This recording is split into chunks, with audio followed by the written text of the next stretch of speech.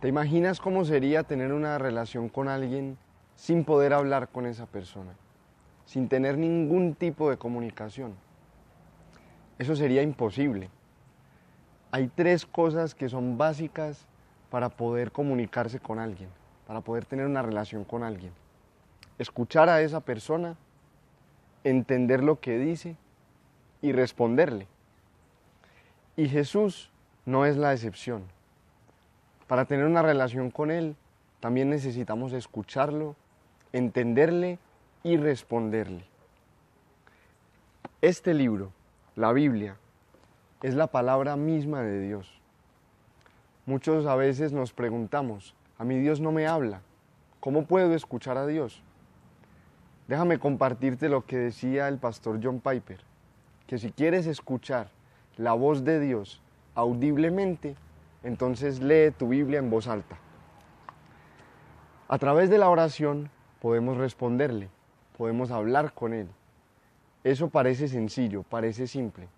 El verdadero problema para nosotros está en la segunda parte, en la parte del medio, en entender qué es lo que nos dice. Y por eso yo queremos compartirte 5 tips sencillos para poder entender mejor la Biblia, para poder entender mejor, en otras palabras, lo que Jesús nos dice y así poder profundizar en nuestra relación con Él.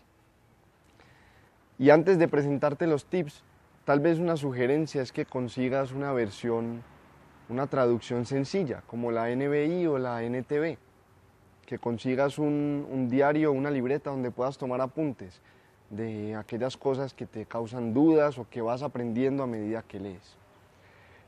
El primer tip, y el más importante de todos, debemos leer nuestra Biblia en oración. Aunque parece un simple libro, la Biblia es mucho más que eso. Escucha cómo el salmista oraba a Dios antes de poder leer la Escritura. Ábreme los ojos para que contemplen las maravillas de tu ley. Salmo 119, 18. Las maravillas están ahí, pero necesitamos que Dios abra nuestros ojos para poder verlas. El segundo tip es que no solamente leas la palabra, sino que medites en ella, que la leas cuidadosamente, despacio, que observes. El tercero, aprovecha a los maestros que Dios te dio. Escucha atentamente los domingos cómo se expone la palabra del Señor o en otros espacios durante la semana. Vas a aprender mucho de cómo poderla interpretar correctamente. Cuarto, busca el significado del autor y no tu propio significado. Es decir, tengamos en cuenta que la Biblia fue escrita para un grupo de personas en específico, en un tiempo específico de la historia, y que había algo que el autor quería que esas personas supieran o sintieran al leer el texto. Intentemos buscar ese significado en lugar de cualquier cosa que a nosotros nos gustaría encontrar. Y quinto, hazle preguntas al texto.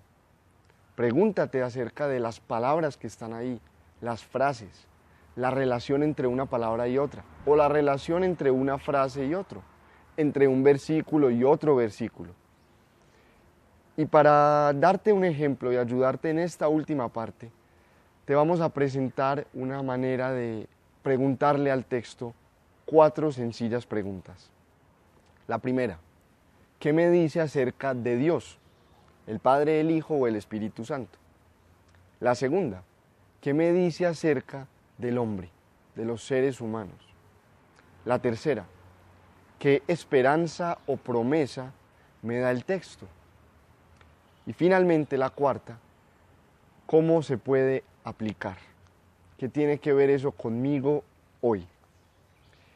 Y para entenderlo mejor vamos a tomar un versículo conocido como ejemplo, Juan 3:16, que dice: porque tanto amó Dios al mundo, que dio a su Hijo unigénito para que todo el que cree en Él no se pierda, sino que tenga vida eterna. ¿Qué nos dice este texto acerca de Dios? Que amó al mundo. ¿Qué nos dice este texto acerca del hombre?